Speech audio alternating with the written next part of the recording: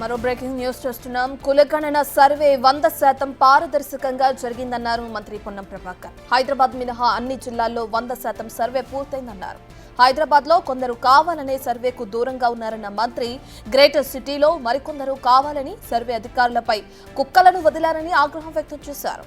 కులగణన సర్వేపై అపోహలు వద్దని, తమకు వ్యక్తిగత ప్రయోజనాలు లేవు అని స్పష్టం చేశారు. బీసీలకు అన్యాయం చేసే ఆలోచన తమ ప్రభుత్వానికి లేదన్నారు.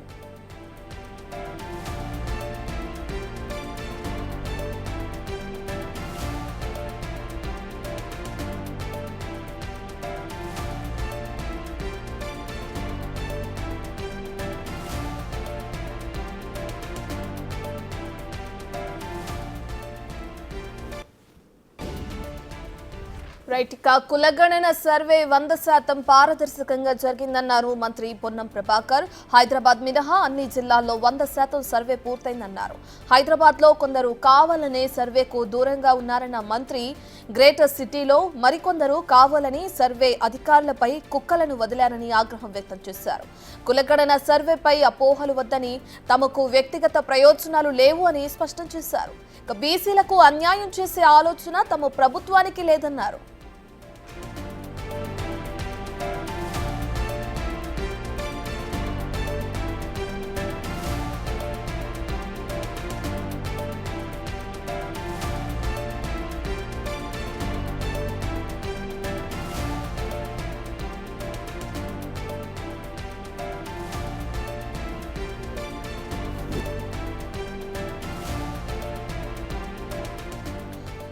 కులగణన సర్వేకి సంబంధించి అటు మంత్రి పొన్నం ప్రభాకర్ మాట్లాడడం మనం చూస్తున్నాం. దానికి సంబంధించిన విజువల్స్ ఇప్పుడు బిగ్ టీవీ స్క్రీన్ పైన చూస్తున్నాం.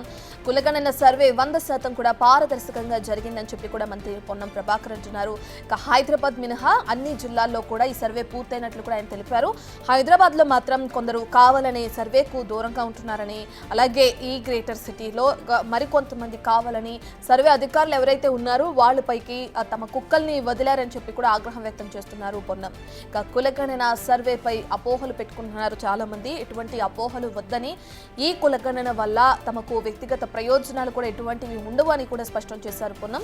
బీసీలకు అన్యాయం చేసే ఆలోచన రేవంత్ సర్కార్కి లేదు, ప్రభుత్వానికి లేదని చెప్పి కూడా పొన్నం తెలపడం జరిగింది.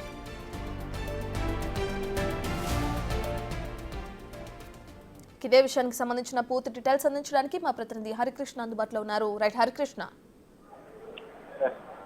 మంత్రి పొన్నం ప్రభాకర్ కేబినెట్ సమావేశానికి వెళ్లే ముందు మీడియా మిత్రులతో చిట్చాట్ చేయడం జరిగింది. ఈ చిట్చాట్ లో ఆయన ఆసక్తికరమైన విషయాలు చెప్పడం జరిగింది. కులగణనకు సంబంధించి 100% కూడా ప్రభుత్వం నిష్పాక్షపాతంగా ఈ యొక్క సర్వే చేయడం జరిగింది. దీని పట్ల ప్రభుత్వం చేసిన సర్వే పట్ల ప్రజలకు ఎట్లాంటి అపోహలదు, కావాలని కొంతమంది రాజకీయాలు చేసే దురుద్దేశంతో వాళ్ళు అయితే ప్రకటనలు చేస్తున్నారంటూ కూడా ఆయన ఆగ్రహం వ్యక్తం చేశారు.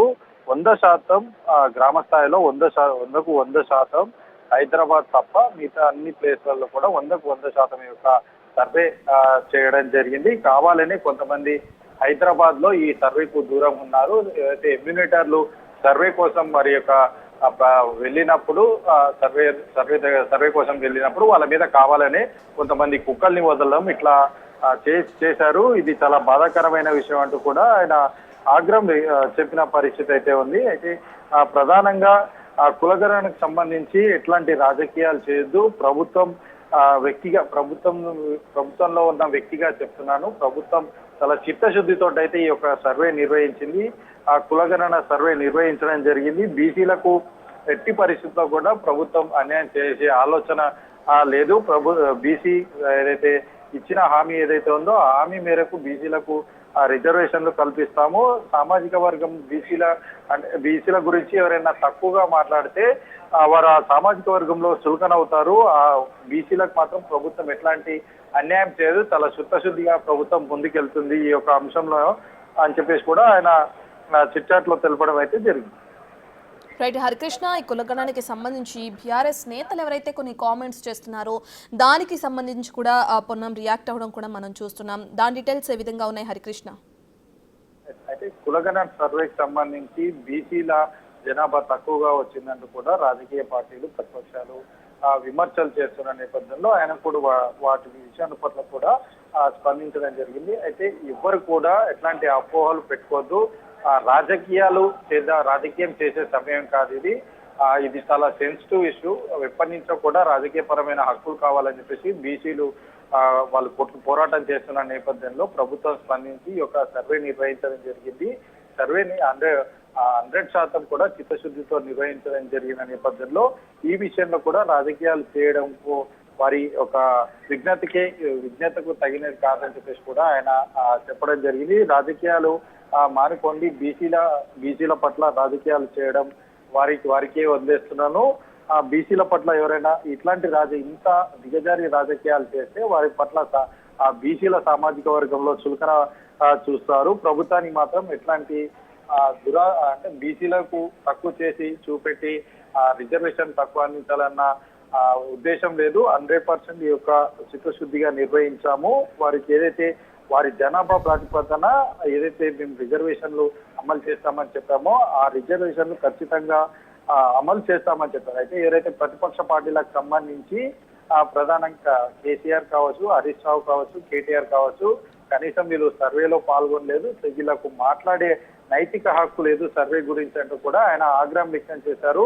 కేవలం ఈ యొక్క సర్వేలో కవిత మాత్రమే పాల్గొంది. బీఆర్ఎస్ పార్టీకి సంబంధించిన ఎమ్మెల్సీ కవిత మాత్రమే ఈ యొక్క సర్వేలో పాల్గొంది. ఆమెకు మాత్రమే మాట్లాడే హక్కు ఉంది. కానీ ఈ యొక్క సర్వే పైన విమర్శించే హక్కు లేదు. సర్వేలో ఏదైనా అంటే సర్వేకి సంబంధించి ప్రభుత్వం ఎలా ముందుకెళ్ళాలి, రిజర్వేషన్లకు సంబంధించి ఎలా ముందుకెళ్లాలని సూచనలు చేయాలి తప్ప ప్రజల్ని తప్పుదోవ పట్టించే విధంగా వాళ్ళు రాజకీయ ప్రకటన చేయొద్దు, రాజకీయంగా విమర్శలు చేయొద్దంటూ కూడా ఆయన వారికి హితవు పలుకుతూనే వారిపైన ఆగ్రహం వ్యక్తం చేశారు. సర్వే పాల్గొన్న వ్యక్తి సర్వే గురించి మాట్లాడే నైతిక హక్కు ఎక్కడిదంటూ కూడా వారిపైన ఆగ్రహం వ్యక్తం చేసిన పరిస్థితి ఉంది. ఇప్పటి వరకు కూడా కేసీఆర్ అసెంబ్లీకి రాలేదు. అసెంబ్లీకి రావాలి. ఇంత సెన్సిటివ్ ఇష్యూ ఎప్పటి నుంచో కూడా రిజర్వేషన్లకు సంబంధించి బీసీలు పోరాడుతున్న నేపథ్యంలో కేసీఆర్ కనీసం అసెంబ్లీకి రాలేదు. అసెంబ్లీకి రాని వ్యక్తి ఇట్లాంటి రాజకీయ ప్రకటనలు చేయడం కానీ వారి యొక్క ఏదైతే కేటీఆర్ ద్వారా హరీష్ ద్వారా రాజకీయ ప్రకటనలు చేయడం ఏంటంటూ కూడా ఆయన ఆగ్రహం వ్యక్తం చేశారు. Right, thank you Harikrishna.